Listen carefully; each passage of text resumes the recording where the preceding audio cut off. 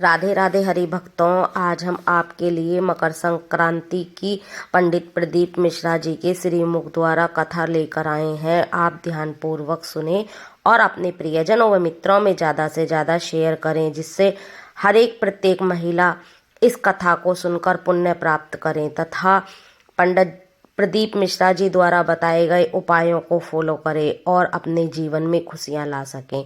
पंडित प्रदीप मिश्रा जी द्वारा बताए गए उपायों का प्रैक्टिकल प्रत्येक महिला अवश्य करके देखे, हो सकता है आपके दुखों का निवारण हो सके। राधे राधे हरि भक्तों, कथा को ध्यान पूर्वक सुने। संक्रांति के दिन जब सूर्य उत्तरायण भाव श्री शिवाय नमस्तुभ्यं कि मकर संक्रांति के दिन जब सूर्य उत्तरायण भाव में प्रवेश करे, मकर में जावे, उस समय पर देवऋषि नारद तुम्हारे मुख से अगर 14 बार भगवान के नाम का दान 14 जीवों को दे आओगे तो किसी भी देवता के पास जाओगे, तुम्हें परमिशन की जरूरत नहीं पड़ेगी, तुम डायरेक्ट प्रवेश कर जाओगे। डायरेक्ट। अब तुमको अगर वैकुंठ में डायरेक्ट प्रवेश करना हो तो बिना पूछे, तो उसके लिए कहा ही मकर संक्रांति पे दान दो। पूरे वर्ष में एक दिन ऐसा आता है, मकर राशि में सूर्य प्रवेश करता है तो उसे मकर संक्रांति कहते हैं। महाराज ध्यान दीजिएगा, पूरे वर्ष में एक दिन मकर संक्रांति का। हमारे हिंदू धर्म में ये दिन है, हमारे हिंदू धर्म में जो ये दिन है। अच्छा, कई लोग कहते हैं कि सूर्य के उत्तरायण का क्रम है, ये क्रम है, ये पूजन का क्रम है, तिल्ली के लड्डू का क्रम है, लड्डू बना लो तिल्ली का, इसका क्रम है। पर अगर स्कंद पुराण उठाओ तो स्कंद पुराण में अगर मकर संक्रांति के क्रम को यदि पढ़ोगे तो मालूम पड़ेगा कि पूरे वर्ष में एक दिन ऐसा था जिस दिन भगवान शिव और नारायण, ये दोनों, इसलिए आज भी हिंदू धर्म में गुड़ के लड्डू तिल्ली के साथ मिलाते हैं। क्यों? उसका कारण कि शंकर और नारायण ये दोनों एक ही दिन, एक ही पल गंगा का स्नान करने के लिए आए। एक ही फिर भगवान शिव, देखिए कितना कितना हमारे हिंदू धर्म में एक एक तिथि का, एक एक बार का एक एक महत्व है, उसको समझिए। माता लक्ष्मी, भगवान नारायण और भगवान शिव को स्नान के लिए गुप्त रूप से झांकती है, तो भगवान विष्णु ने तिरछी दृष्टि में माता लक्ष्मी को देखा, तिरछी दृष्टि।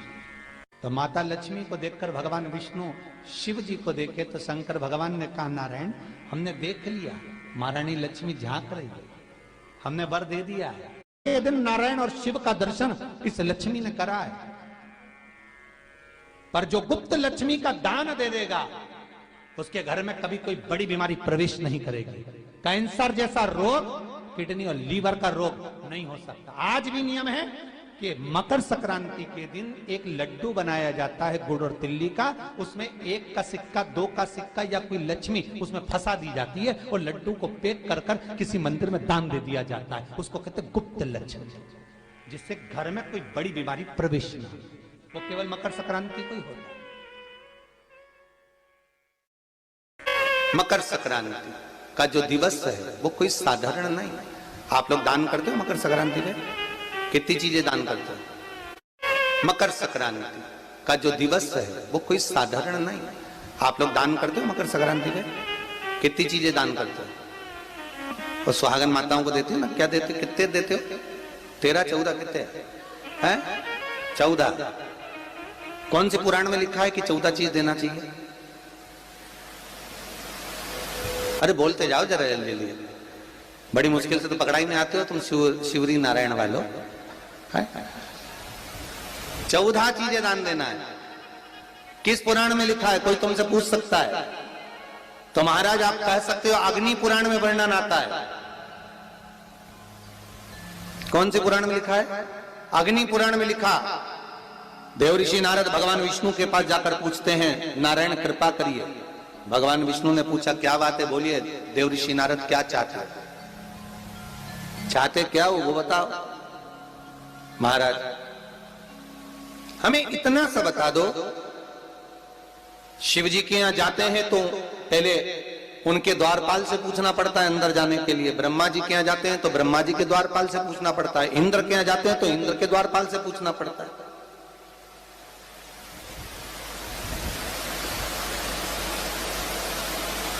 हम जितनी भी जगह जाते हैं तो कोई ना कोई द्वारपाल से हमें पूछना पड़ता है अंदर जाने के लिए।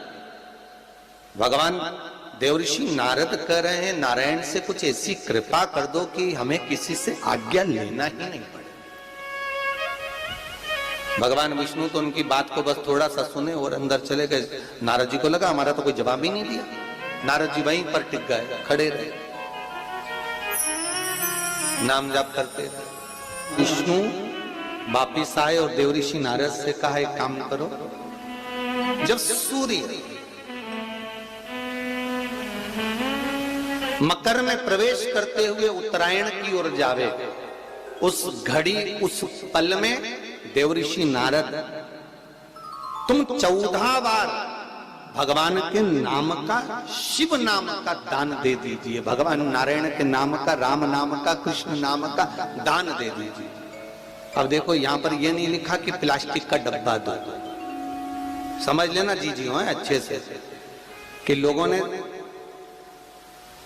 दान को कितना भ्रष्ट कर दिया वो बताया जा रहा है। अग्नि पुराण में यह नहीं लिखा कि तुम प्लास्टिक की चाय की चन्नी दो 14,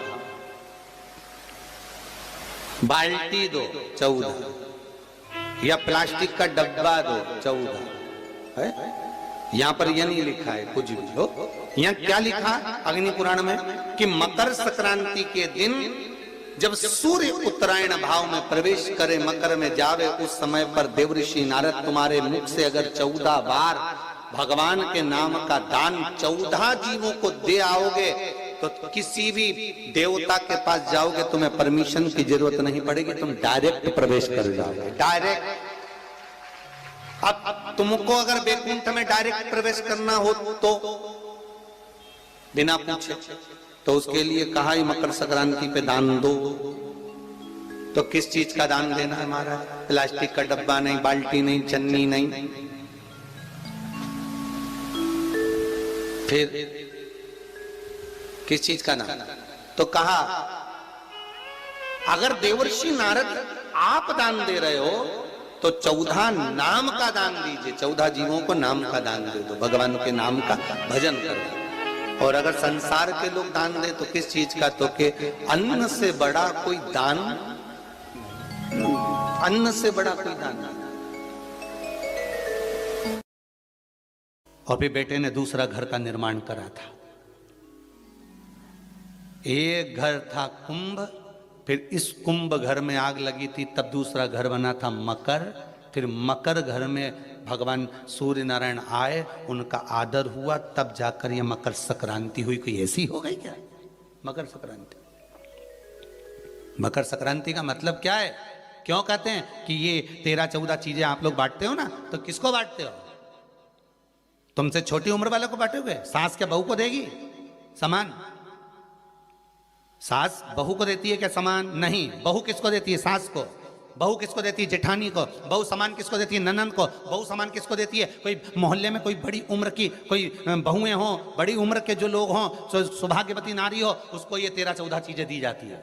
जो भी आप बांटते हो, टीकी का पत्ता हो, सिंदूर की डिब्बी हो, मेहंदी हो, कोण हो, जो भी आप बांट रहे हो, लाली भी बांट देते कई तो उनका क्या है? तो ये जो चीज आप लोग बांटते हो, ये किसको देते हो आप लोग? किसको प्रदान करते हो? छोटे को नहीं, घर से बड़े को, जो आपके अवस्था से बड़े हैं, जो आपसे बड़े हैं, आप उनको दे दें। क्यों देते हैं बड़ों को? ये यहां आदर का भाव दिखाया गया, यहां आदर दिखाया गया कि यहां कुंभ में शनि महाराज अपने घर में रह रहे थे, सूर्य नारायण भगवान का आगमन हुआ, आज बेटे से मिलने का भाव जागृत हुआ और कुंभ में प्रवेश कर गए।